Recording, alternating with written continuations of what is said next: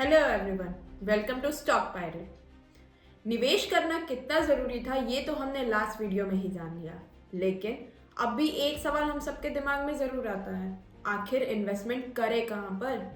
क्या है, कहाँ कहाँ ऑप्शंस होते हैं इन्वेस्टमेंट करने के?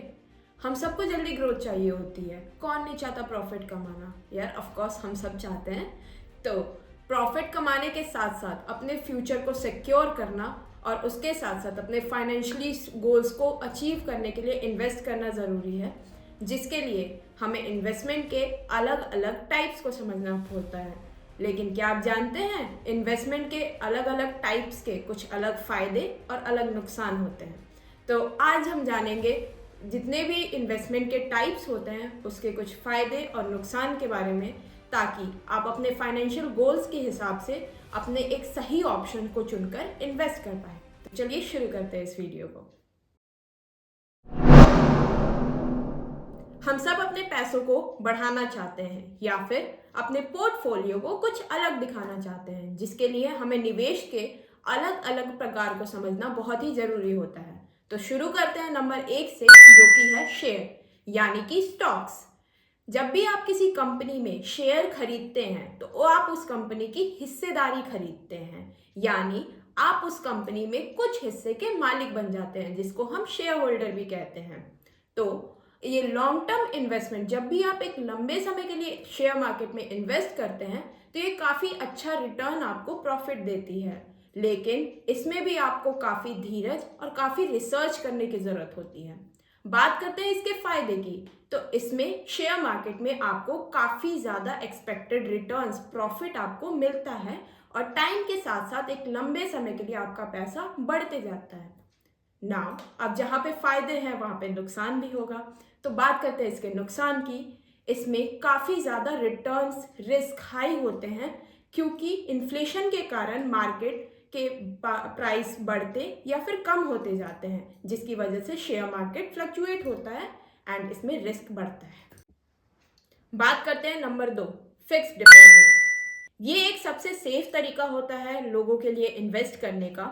इसमें आप बैंक में लंबे समय के लिए पैसों को निवेश करते हैं, जिस पर आपको कुछ परसेंट का इंटरेस्ट या फिर ब्याज आपको मिलते रहता है। बात करते हैं इसके फायदे की, तो इसमें आपके पैसे बिल्कुल सेफ रहते हैं और इसमें रिटर्न आपको मिलता है।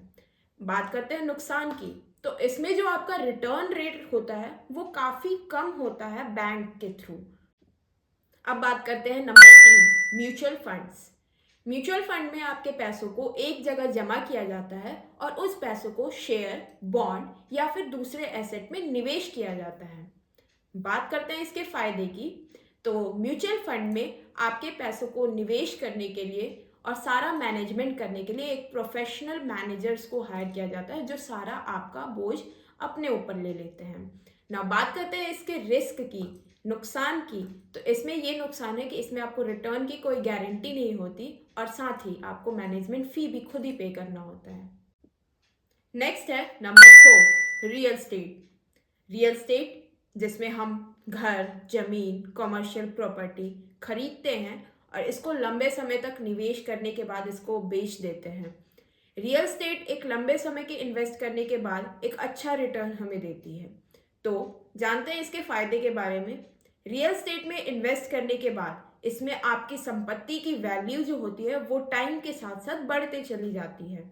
जानते हैं इसके कुछ लॉस के बारे में, तो इसके कुछ नुकसान हैं, जैसे कि इसमें आपको खरीदने और बेचने में लंबा समय लगता है, जिसमें इसको नगद कराने में काफ़ी टाइम लग जाएगा। आगे बढ़ते हैं नंबर 5, सोना चांदी। हमारे देश में सोने चांदी में निवेश करना एक बहुत ही पसंदीदा ऑप्शन माना गया है। ऐसा कोई घर नहीं है जहाँ पे सोने चांदी ना खरीदे जाते हो या फिर इन्वेस्टमेंट उसमें ना की जाती हो। तो देखते हैं इसके लाभ को।